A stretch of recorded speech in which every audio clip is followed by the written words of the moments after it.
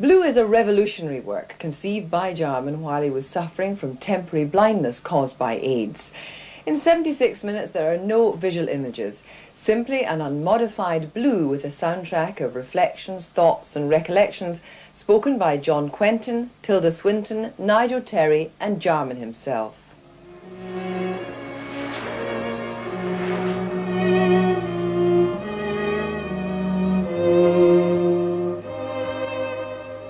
Derek Jarman is famed for his poetic and visually arresting films. He began his career in the 60s as an artist and set designer and went on to create such films as Jubilee, Edward II, War Requiem, The Garden and Caravaggio. Your Holiness. I hear you're a bit of a rascal. One of the family. Scipione says you paint quick. The quicker the better. I have a bloody war on me hands. Nothing but a bureaucrat from the ministry poisoning the buttercups with a new defoliant. What's that I hear? As a director, Jarman's work has always created controversy. His latest film is no exception. Simply titled Blue, the film presents its audience with dialogue and no images other than the colour. Blue marks a revolution in cinema history. In the pandemonium of image, I present you with the universal blue. Blue, an open door to soul, an infinite possibility becoming tangible. Blue is based around a hospital diary, which I've kept. And about last August, I got an eye infection called CMV, which destroys your sight. So it is actually about that. And that's the centre of the whole film. I'm continuously going back to hospital and they're looking at them. And then from that, all sorts of things happen. It branches out into old stories. It's a sort of Scheherazade, you know? You're telling the stories and of course, because there are no images, you can be as free as you like. Blue transcends the solemn geography of human limits. It all started years ago, this film, like all films seem to.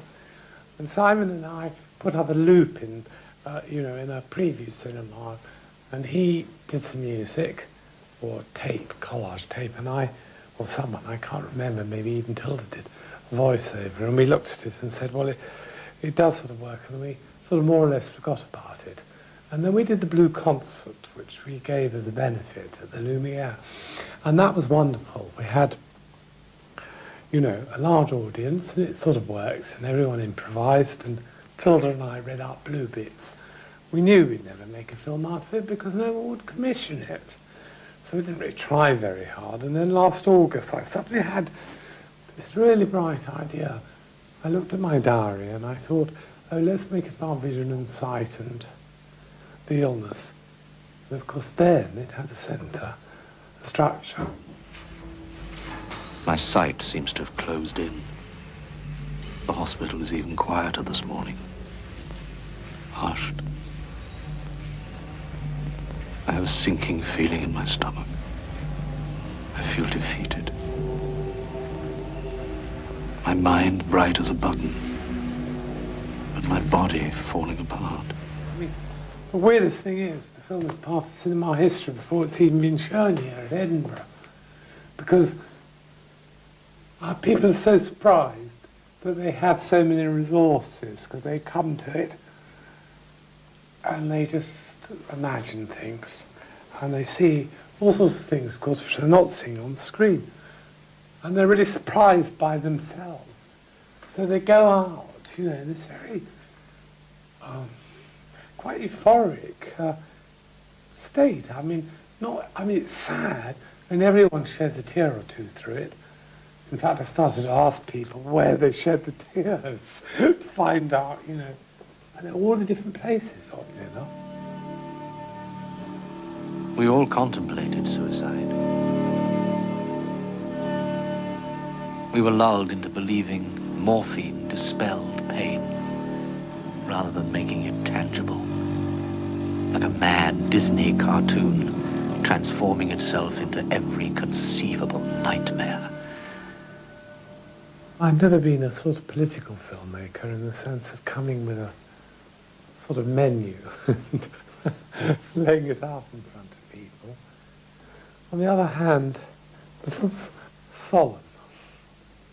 It's a solemn film, serious. I wanted to convey some of what I'd seen and the disaster which I'd been living through for the last few years. I mean, for instance, last Thursday, I was in the hospital and there was a mum with a 2-year-old child who's got the same infection in the eyes as I have. I sat and watched and, you know, as I waited and it was just quite terrible, honestly. You know, I was thinking of this child. You know, and that's all happening and people don't see it. And they don't think about it very often, and I hope the film sort of makes people just think about that just for a moment.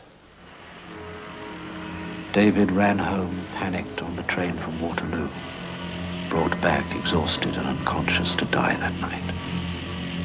Terry mumbled incoherently into his incontinent tears. Others faded like flowers, cut by the scythe of the blue-bearded reaper, parched as the waters of life receded. Howard turned slowly to stone, petrified day by day, his mind imprisoned in a concrete fortress, until all we could hear were his groans on the telephone, circling the globe.